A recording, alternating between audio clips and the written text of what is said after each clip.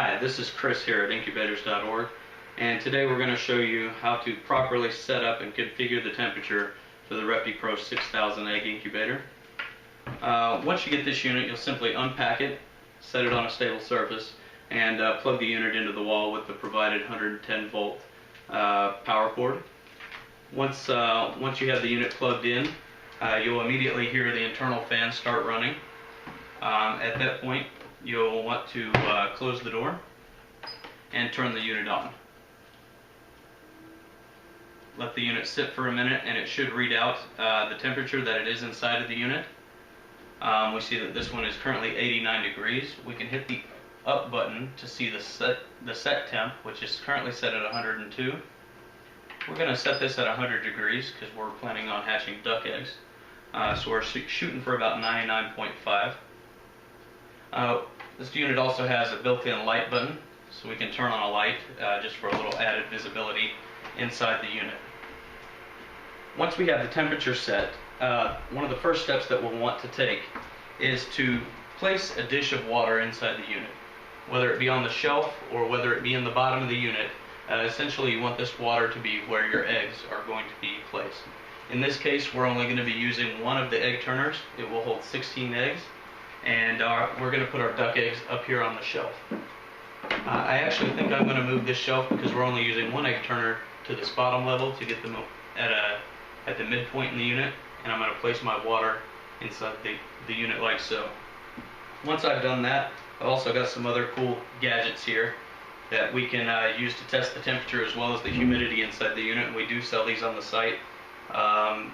This one here has a remote sensor that we can actually place just inside the unit, and then take this within 100 feet and we can read the temperature as well as the humidity inside as well as outside the unit from basically anywhere in the house. This unit here is built in. There is no remote sensor, but this unit is great.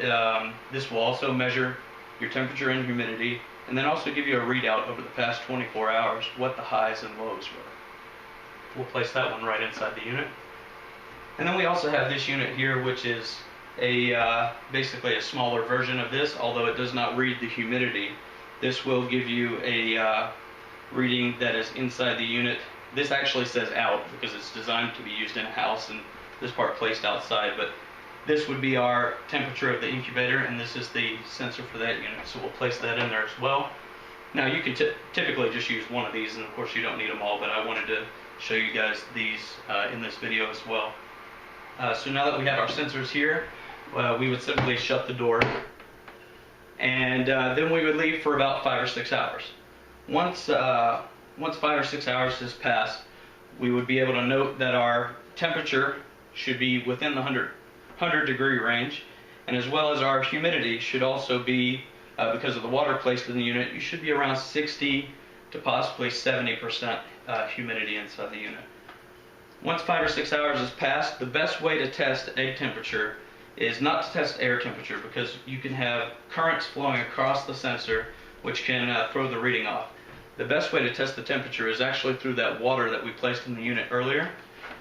So once it's set 5 or 6 hours, we see that this is reading 100 degrees or so. Now that will fluctuate because this unit kicks on and off like your home thermostat does.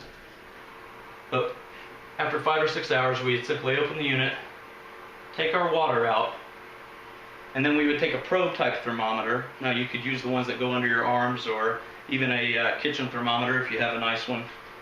We do sell these on the site. They're very cheap. And you'd simply take this probe thermometer, and now we would test the temperature of that water. Now of course we haven't let this run for very long, but if we had, we would notice that the temperature would say, 99 degrees.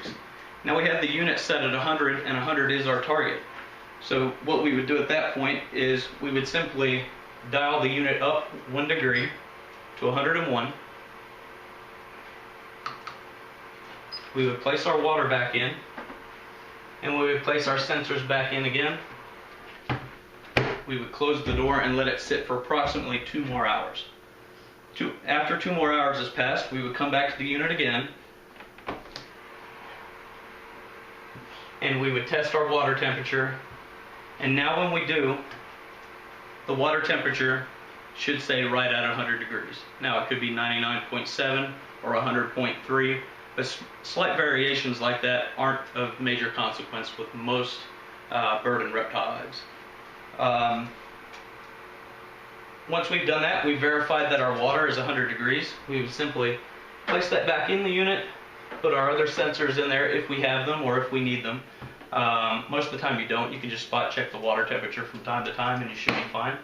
But we place that back in, let another 2 hours go by, test the water temperature again, and then you can even test it a few more times at different intervals just to make sure that you're staying within your target temp range of 99 to 100 degrees. Typically you're going to find that the water is very consistent because it's got a higher thermal mass than the air does, very similar to the mass that your egg carries, and you'll see that the temperatures there act in the very same way that they will inside the egg. That's it for me and the ReptiPro 6000. I think the setup is very simple, just some basic steps to follow. Once it's set up, you're good to go. If you do ever move the unit or unplug the unit, you will probably want to go through these steps again just to verify that your temperature settings are correct. But at that point you should be good to go and you're ready to pop your eggs in. Thanks, and that's all for me.